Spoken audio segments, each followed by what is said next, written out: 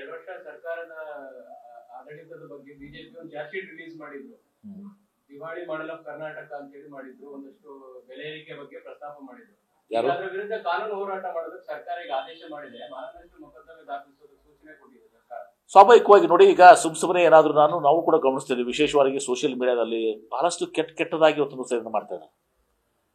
ಇದು ಸರಿಯಾದಂಥದ್ದಲ್ಲ. ಬಹಳ ಕೆಟ್ಟಾಗಿ ಸೋಷಿಯಲ್ ಮೀಡಿಯಾದಲ್ಲಿ ಮತ್ತು ಸುಳ್ಳನ್ನು ಇವತ್ತು ಹೇಳುವ ಮೂಲಕ ಇವತ್ತು ಭ್ರಷ್ಟಾಚಾರ, ಇವ್ರ ಕಾಲಕ್ಕೆ ನಾವು 40% ಭ್ರಷ್ಟಾಚಾರ ಇವತ್ತು ಸಾಬೀತಾಗಿ ಇವತ್ತು. ಇದೇ ನೋಡ್ರಿ, ನಿಮ್ಮ ಮೈಸೂರು ಸ್ಯಾಂಡಲ್ ಇಷ್ಟೆಲ್ಲ ಮಾತಾಡ್ತಾರೆ ಇವತ್ತು ದಿವಸ. KSTL ಇವ್ರ ಕಾಲದಲ್ಲಿ ಮಾಡಾಳು ವಿರೂಪಾಕ್ಷಪ್ಪ ಇವತ್ತು ಅವ್ಯವಹಾರವನ್ನು ಮಾಡಿ ಅದನ್ನ ಅಧೋಗತಿಗೆ ಒಯ್ದು ಜೈಲಿಗೆ ಹೋಗಿದಂಥದ್ದು. ಇವತ್ತು ಅದೇ ವಿಜೇಂದ್ರ KSTL ಸೋಪ್ ಬಗ್ಗೆ ಮಾತಾಡ್ತಾರೆ, ಮೈಸೂರು ಸ್ಯಾಂಡಲ್ ಸೋಪ್ ಅಂತ. ಅವಾಗ ಏನು ಮಾಡ್ತಾ ಇದ್ರಿ? ಅವಾಗ ಯಾಕೆ ಕನ್ನಡದ ಅಸ್ಮಿತೆ, ನಮ್ಮ ರಾಜ್ಯದು ಮೈಸೂರು ಸ್ಯಾಂಡಲ್ ನಮ್ಮ ಹೆಮ್ಮೆ ಅಂತ ವಿಜೇಂದ್ರಗೆ ಅರ್ಥ ಆಗ್ಲಿಲ್ಲ? ಆಗ್ಬೇಕಾಗಿದಲ್ಲ ಅವಾಗ. ಮಾಡಾಳು ವಿರೂಪಾಕ್ಷಪ್ಪ ಮಾಡಿದಾಗ ಇವ್ರು ಯಾರು ದನಿ ಎತ್ತಿದ್ರ? ಅವರು ನಮ್ಮ ಕರ್ನಾಟಕ ರಾಜ್ಯದ ಹೆಮ್ಮೆ, ನಮ್ಮ ಮೈಸೂರು ಸ್ಯಾಂಡಲ್ಲು. ಹಾಳಾಗಿದ್ದಂಥ ಮೈಸೂರು ಸ್ಯಾಂಡಲ್ ಸೋಪ್ ಫ್ಯಾಕ್ಟ್ರಿಯನ್ನ ಇವತ್ತು ದಿವಸ ನಾವು ಸುಸ್ಥಿತಿಗೆ ತಂದು ಇವತ್ತು ಅದನ್ನ ಮತ್ತೆ ಗತವೈಭವ ತಂತು ಒಯ್ದು ಒಂದು ಹಂತಕ್ಕೆ ಒಯ್ದಾಗ ಈಗ ಹೇಳ್ತಾರೆ ಯಾವುದೋ ಒಂದು ರಾಯಭಾರಿ ವಿಚಾರ. ಅದು ಪ್ಯೂರ್ಲಿ ಬಿಸ್ನೆಸ್, ಯಾಕಂದ್ರೆ ಪ್ಯಾನ್ ಇಂಡಿಯಾ. ಮತ್ತು ಈಗಲೂ ಕೂಡ ನಾವು ಭಾಳ ಸ್ಪಷ್ಟವಾಗಿ ಹೇಳ್ಬೇಕಾಯ್ತಾನೆ. ನಿನ್ನೆನೂ ಕೂಡ ಭಾಳಷ್ಟು ಜನ ಅವರು ಮಾತನಾಡ್ತಾ ಇದ್ದಾರೆ. ಈಗ ನಾವು 4-5-6 ಜನಕ್ಕೆ ಇದು ಮಾಡಿದಾಗ ಉಳಿದಂಥ 2-3 ಜನ ಇವತ್ತು ದಿವಸ ಬೇರೆ ಕಡೆ ಎಂಗೇಜ್ ಆಗಿದ್ರು, ಬೇರೆ ಕಡೆ ಎಂಡೋರ್ಸ್ ಮಾಡಿದಾಗ ನಾವು ಪ್ಯೂರ್ಲಿ ಒಂದು ಮೆರಿಟ್ ಕಮಿಟಿ ಇವತ್ತು ದಿವಸ, ನಾನಲ್ಲ ಕಮಿಟಿ ಇವತ್ತು ದಿವಸ ನಿರ್ಧಾರ ತೆಗೆದುಕೊಂಡು ಇವತ್ತು ದಿವಸ ಇದು ಮಾಡಿದೆ. ಇವ್ರು ಯಾರು ಕೂಡ ಹಿಂದೆ ಅಧೋಗತಿ ಹೋಗಿ ಮುಚ್ಚಿ ಹೋಗುವಂತ ಸಂದರ್ಭದಲ್ಲಿ ಇವ್ರು ಯಾರಿಗೂ ಮೈಸೂರು ಸ್ಯಾಂಡಲ್ ನೆನಪಾಗಲಿಲ್ಲ. ಅವ್ರಿಗೆ ಈಗ ಎಲ್ಲರಿಗೂ ಮೈಸೂರು ಸ್ಯಾಂಡಲ್ ನೆನಪಾಗಿದೆ. ಅವು ಯಾರೂ ಬಾಯಿ ತೆಗ್ದಿಲ್ಲ ಅವತ್ತು ದಿವಸ. ಆದರೆ ಒಂದು ಮಾತ್ರ ಸ್ಪಷ್ಟವಾಗಿ ಹೇಳ್ತೇನೆ, ಕೆಲವೊಂದು ಸಂಘಟನೆಗಳು, ನಾನು ಹೆಸರು ಹೇಳಕ್ ಬಯಸಲ್ಲ, ಸರಿನೂ ಕೂಡ ಅಲ್ಲ, ಕೆಲವೊಂದು ಸಂಘಟನೆಗಳು ಕೆಲವೊಬ್ಬರು ನಮಗೆ ಮೊದಲೇ ತಿಳಿಲಾರ್ದೆ ನಾವು ಮಾತನಾಡಿದ್ದೀವಿ. ಈಗ ನಮ್ಗೆ ಅರ್ಥ ಆಗಿದೆ 18% ಶೇರ್ ಕರ್ನಾಟಕದ್ದು, 82% ಶೇರ್ ಹೊರಗಡೆ ಇದೆ. ಬೇರೆ ಬೇರೆ ರಾಜ್ಯಗಳಲ್ಲಿ ಕೂಡ ನಾವು ಉಳಿದ ಇದು ಕೂಡ ಕಂಪ್ಲೀಟ್ ಮಾಡೋಕ್ಕೆ ನಾವು ಇದನ್ನೆಲ್ಲ ಮಾಡಿದ್ದೀವಿ.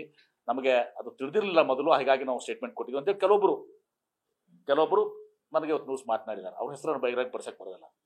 ಆದರೆ ಇವತ್ತು ದಿವಸ ನಾವು ಮೈಸೂರು KSTL ಅನ್ನ, ಮೈಸೂರು ಸ್ಯಾಂಡಲ್ ಅನ್ನ ನಾನು ಮುತುವರ್ಜಿ ವಹಿಸಿ ನನ್ನ ಸ್ವಂತ ಬಿಸ್ನೆಸ್ ತರ ತಿಳ್ಕೊಂಡು ಇವತ್ತು ದಿವಸ ನಾನು ಅದನ್ನ ಇವತ್ತು ಒಬ್ಬ ಒಳ್ಳೆಯ ಅಧಿಕಾರಿಯನ್ನು ಹಾಕಿ ಸ್ಟ್ರೀಮ್ ಲೈನ್ ಮಾಡಿ ಎಲ್ಲ ಅವ್ಯವಹಾರವನ್ನು ತಗ್ಸಿ ಪ್ರೊಸೀಜರ್ಸ್ನ ತಂದು ಬಿಲ್ಡಪ್ ಮಾಡಿ ಅದೇ ಇದರಲ್ಲಿ ಇವತ್ತು ದಿವಸ ಏನು ಮಷಿನರಿಯಲ್ಲಿ ಅದೇ ಏನು ಎಂಪ್ಲಾಯ್ಮೆಂಟ್ನಲ್ಲಿ ಇವತ್ತು ದಿವಸ ಇವತ್ತು 40% ನಾವು ಅಡಿಷನಲ್ ಪ್ರೊಡಕ್ಷನ್ ಮಾಡಿ ಇವತ್ತು 400 ಕೋಟಿ ರೂಪಾಯಿಗೆ ಇವತ್ತು ದಿವಸ ಅಧೋಗತಿಗೆ ಹೋಗಿ ಮುಚ್ಚಿ ಹೋಗುವಂತ ಸಂದರ್ಭ ಬಂದಿತ್ತು. ಕನ್ನಡ ಈಗ ನೋಡಿ, ಇಲ್ಲಿ ಕನ್ನಡ ಮಾರ್ಕೆಟಿಂಗ್ ಒಂದೇ ಇಲ್ಲ ಇಲ್ಲಿ. ನೋಡಿ ಹಂಗಾರೆ ಮೈಸೂರು ಸ್ಯಾಂಡಲ್ ನಾವು ಬರೀ ಕರ್ನಾಟಕದ ಹೊಟ್ಟೆ ಉಪಯೋಗಿಸೋಣ, ಅದಕ್ಕೆ ಮಾಡ್ಬೋದು. ಅದು ದಟ್ ಇಸ್ ಓಪನ್. ಹಿಂದೆ ಧೋನಿ ಅವ್ರು ತಗೊಂಡಿದ್ರು, ಯಾಕೆ ಮಾತಾಡ್ಲಿಲ್ಲಪ್ಪ ನೀವು? ನಾನು ಇನ್ನೊಂದು ಹೇಳಿದ್ರೆ ಯಾರೋ ದ್ರೌಪದಿ ರಾಮಾಯಣ ಮಹಾಭಾರತ್ನಾಗ ಅವ್ರನ್ನೂ ಕೂಡ ಬ್ರ್ಯಾಂಡ್ ಅಂಬಾಸಿಡರ್ ಮಾಡಿದ್ರು ಅಂತೇಳಿ. ಯಾಕೆ ಇದು ಬಿಸ್ನೆಸ್, ಇದು purely is the business competition. ನಾವು ಅದನ್ನು ದಿವಸ ಪ್ಯಾನ್ ಇಂಡಿಯಾ ಮಾಡಿ 5,000 ಕೋಟಿ ರೀಚ್ ಆಗ್ಬೇಕು. ನಾವು 23 ಪ್ರೊಡಕ್ಟ್ಸ್ ಇಂಟ್ರೊಡ್ಯೂಸ್ ಮಾಡಿದ್ದೀನಿ. ಕನೋಜ್ ಕಳಿಸಿ ಪರ್ಫ್ಯೂಮ್ಸ್ ಮಾಡ್ತಾ ಇದ್ದೀವಿ. ನಿನ್ನೆ ಒಬ್ರು ಇಲ್ಲೇ ಬಂದಿದ್ದಾರೆ, ಇಲ್ಲೇ ಇದ್ದಾರೆ, ಡಿಶ್ ವಾಷರ್ ಬರ್ತದಲ್ಲ, ಆ ಪ್ರಾಡಕ್ಟ್ ಇಲ್ಲ ನಮ್ಮ ಹತ್ರ ಅಂತೇಳಿ. ಆ ಡಿಶ್ ವಾಷರ್ ಏನು ಆ ಪ್ರಾಡಕ್ಟ್ ಇದೆಯಲ್ಲ ಅದನ್ನು ಕೂಡ ತರ್ತಾ ಇದೀವಿ. ಮತ್ತು ಇದಕ್ಕೆ ಒಯ್ತಾ ಇದೀವಿ. ಅವಾಗ ಹಾಳಾಗಿದ್ದಾಗ ಇವ್ರು ಯಾರಿಗೂ ಪುಣ್ಯಾತಮರಿಗೆ ಕನ್ನಡ, ಮೈಸೂರು ಸ್ಯಾಂಡಲ್ಲು, ನಮ್ಮ ಹೆಮ್ಮೆ ಇದು ಯಾರಿಗೂ ಬರಲಿಲ್ಲ.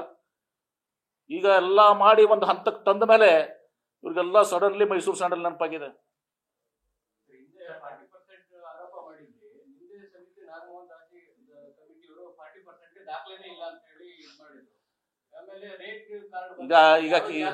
ಈಗ ಉದಾಹರಣೆ ತಗೊಂಡ್ಬಿಡ್ರಿ, ಈ KSTL ಮಾಡೋ ವಿಪಕ್ಷ ಜೈಲಿಗೆ ಹೋಗಿರ್ಲಿಲ್ವಾ? ಹೋಗಿದ್ರು ಇಲ್ವೋ? ಈ ವಿಷಯ ನಾ ಮಾತಾಡ್ತಾ ಇದ್ದೀನಿ. KSTL ಮಾಡೋ ವಿಪಕ್ಷಪ್ಪ ಜೈಲಿಗೆ ಹೋಗಿದ್ರಲ್ಲ, ಯಾಕೆ ವಿಜೇಂದ್ರ ಅವಾಗ ಮಾತಾಡ್ಲಿಲ್ಲ? ಅಥವಾ ವಿಜೇಂದ್ರ ಅವ್ರಿಗೂ ಏನಾದ್ರು ಪರ್ಸೆಂಟೇಜ್ ಇತ್ತ ಇದರಲ್ಲಿ?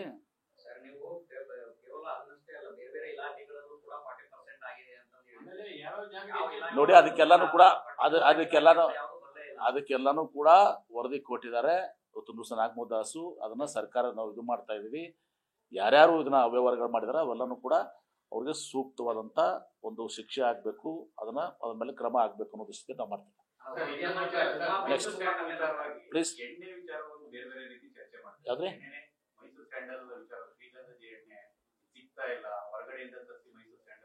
ನೋಡಿ, ಅದು ಎಲ್ಲವನ್ನ ಪಾರದರ್ಶಕವಾಗಿ ಮಾಡ್ತಾ ಇದೀವಿ.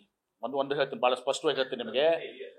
ನಮ್ಮ ಅಲ್ಲಿ ಒಬ್ಬ MD ಇದ್ದಾರೆ, ನಾನು ಅದಕ್ಕೆ directly involvement day to day ಅಡ್ಮಿನಿಸ್ಟ್ರೇಷನ್ಗೆಲ್ಲ. ನಮ್ಮ MD ಹಿಂದೆ ಏನಾಗ್ತಾ ಇತ್ತು, ಟೆಂಡರ್ನ ಸ್ಪ್ಲಿಟ್ ಮಾಡಿ ಈಗೆಲ್ಲರೂ ಬೋರ್ಡ್ನಾಗ ರೆಸಲ್ಯೂಷನ್ ಮಾಡಿ ಇವತ್ತು ದಿವಸ ಒಳ್ಳೆ ಇದನ್ನು ಕೊಡ್ತಾ ಇದ್ದಾರೆ. ಅಷ್ಟೇ ಅಲ್ಲ, ನಿಮಗೂ ಕೂಡ ಗೊತ್ತಿದೆ, ಹೈದರಾಬಾದ್ನಲ್ಲಿ ಒಬ್ಬರು ಡುಪ್ಲಿಕೇಟ್ ಮಾಡ್ತಾ ಇದ್ರು, ಅದೆಲ್ಲ ಅವ್ರನ್ನ ಕೆಡೆದು ತಂದು ಇವತ್ತು ದಿವಸ ಇದು ಮಾಡಿದ್ದೀವಿ. ಇನ್ನೂ ಕೂಡ ನಮಗೆ ಮಾಹಿತಿ ಇದೆ, ಇನ್ನೂ ಕೂಡ ಕೆಲವೊಂದು ಈ ರೀತಿ ನಡೀತಾ ಇದ್ದಾವೆ ಅಂತೇಳಿ ಇವತ್ತು ದಿವಸ ನಮಗೆ ಮಾಹಿತಿ ಇದೆ, ಅದನ್ನು ಕೂಡ ನಾವು ಟ್ರೇಸ್ ಮಾಡ್ತಾ ಇದ್ದೀವಿ.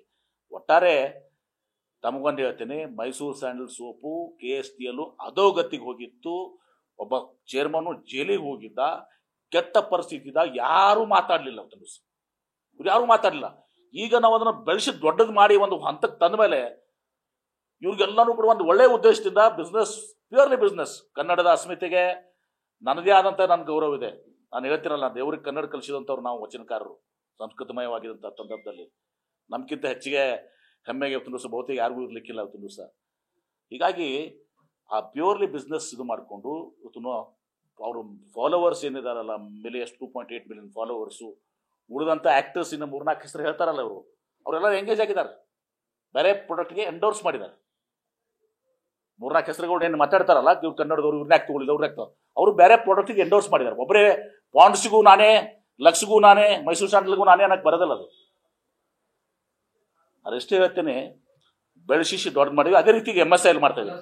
MSIL ಒಂದು ನಿಮಿಷ MSIL ಕೂಡ ಒಂದೊಂದು ವಾರದಲ್ಲಿ ಈಗ ನಮ್ಮ ಮ್ಯಾನ್ಯುವಲ್ ಆಗಿ 200 ಕೋಟಿ ರೂಪಾಯಿ ಚಿಟ್ ಫಂಡ್ ಇತ್ತು, ಈಗೆಲ್ಲ ಕಂಪ್ಯೂಟರೈಸ್ ಮಾಡಿದ್ದೀವಿ, ಎಲೆಕ್ಟ್ರಾನಿಕ್ ಸಿಸ್ಟಮ್ ಮಾಡಿದ್ದೀವಿ. RBIಗೆ ಏನು ಬ್ಯಾಂಕರ್ಸ್ಗೆ ಇದು ಮಾಡ್ತಾರಲ್ಲ, ಅದೇ ಏಜೆನ್ಸಿಯನ್ನು ತಂದ್ಕೊಂಡು ಬಂದು ಅಲ್ಲಿ ಕೇರಳದಲ್ಲಿ ಇವತ್ತು ದಿವಸ 80,000 ಕೋಟಿ ರೂಪಾಯಿ ಇದೆ, ನಮ್ದು 200 ಕೋಟಿಯಲ್ಲಿ 80,000 ಕೋಟಿ ಇದೆ. ಅಂದರೆ ಅಲ್ಲಿ ಬ್ಯಾಂಕ್ ಕೂಡ ಇದೆ. ಮುಂದಿನ ವಾರ ಇವತ್ತು ದಿವಸ ಮುಖ್ಯಮಂತ್ರಿಗಳ ಇದರಲ್ಲಿ ಬ್ಯಾಂಕ್ವೆಟ್ ಹಾಲ್ನಲ್ಲಿ ಸಮಯ ಕೇಳಿದ್ದೀವಿ. ಸಮಯ ಸಿಕ್ಕ ಮೇಲೆ ಇವತ್ತು MSIL ಕೂಡ ಏನು ಗತ ವೈಭವ ಇತ್ತು, ಅಲ್ಲಿನೂ ಕೂಡ ಭಾಳಷ್ಟು ಆಗಿತ್ತು. ಸ್ಯಾಂಡೋ, ಅದು ಇದು ಟ್ರಾವೆಲು ಎಲ್ಲವನ್ನ ತೊಳೆದು ಒಂದು ಪದ್ಧತಿ ತಂದು ಇವತ್ತು ದಿವಸ MSIL ಕೂಡ ಇವತ್ತು ಚಿಟ್ ಫಂಡನ್ನು ಇವತ್ತು ದಿವಸ ದೊಡ್ಡ ಪ್ರಮಾಣದಲ್ಲಿ, ನಮಗನ್ನಿಸೋ ಮಟ್ಟಿಗೆ 5 ವರ್ಷದಲ್ಲಿ ನಾವು 10,000 ಕೋಟಿ ರೂಪಾಯಿ ರೀಚ್ ಆಗಬೇಕು. ಯಾವ ರೀತಿ ಕೇರಳದಿದೆಯಲ್ಲ ಆ ಮಾದರಿಯಲ್ಲಿ ಇವತ್ತು ದಿವಸ ನಮ್ಮದು 80,000 ಕೋಟಿ ಏನು ರೀಚ್ ಆಗಿದೆಯಲ್ಲ, ಆ ಥರ ನಾವು ಇದು ಆಗಬೇಕು. ಲೇಖಕ್ ಬುಕ್ಸ್ ನೀವು ಗೊತ್ತಿದ್ದೀರಿ, ಚಿಕ್ಕವರಿದಾಗೆಲ್ಲ ನೀವೆಲ್ಲ ಲೇಖಕ್ ಬುಕ್ ಓದ್ತೀವಿ. ಆ ಲೇಖಕ್ಸ್ ಎಲ್ಲ ಮುಚ್ಚಿ ಹೋಗಿದ್ದೀವಿ. ಲೇಖಕ್ ಬುಕ್ಸ್ ಮತ್ತೆ ನೋಡಿದ್ರಿ, ಲಾಸ್ಟ್ ಟೈಮ್ ರಿಲೀಸ್ ಮಾಡಿದ್ವಿ, ವಾಪಸ್ ತರ್ತಾ ಇದ್ದೀವಿ. ಹಿಂಗೆ ಅನೇಕ ಕ್ರಮಗಳನ್ನು ಕೊಯ್ತಿದ್ದೀವಿ. GI ಟ್ಯಾಗ್ ಪ್ರಾಡಕ್ಟ್ಸ್ನು ಕೂಡ MSIL ಪ್ರಮೋಟ್ ಮಾಡಲಿಕ್ಕೆ ಅದು ಮಾಡ್ತಾ ಇದ್ದೀವಿ. ಹೀಗಾಗಿ ನಮ್ಮ ಬದ್ಧತೆ, ನಾವು ಮಾಡಿದಂಥದ್ದು, ಬೆಳೆಸಿದಂಥದ್ದು ಇವತ್ತು ಅರ್ಥ ಮಾಡ್ಕೋಬೇಕು. ಅದನ್ನು ಬಿಟ್ಕೊಂಡು ಹಾಳಾಗಿದ್ದ ಸಂದರ್ಭದಲ್ಲಿ, ಲೂಟಿ ಆಗುವಂಥ ಸಂದರ್ಭದಲ್ಲಿ ಎಲ್ಲರೂ ಶಾಂತವಾಗಿ ಕೂತು, ಈಗ ಅದು ಬೆಳೆದು ದೊಡ್ಡದಾದ್ಮೇಲೆ ಎಲ್ಲರ ಕಣ್ಣಿದ್ರ ಮೇಲೆ. ಥ್ಯಾಂಕ್ ಯು ಬಿಡಿ. ನ್ಯೂಸ್ ಫಸ್ಟ್, ನಿರ್ಭೀತಿಯಿಂದ ನಿಮ್ಮ ಪರವಾಗಿ.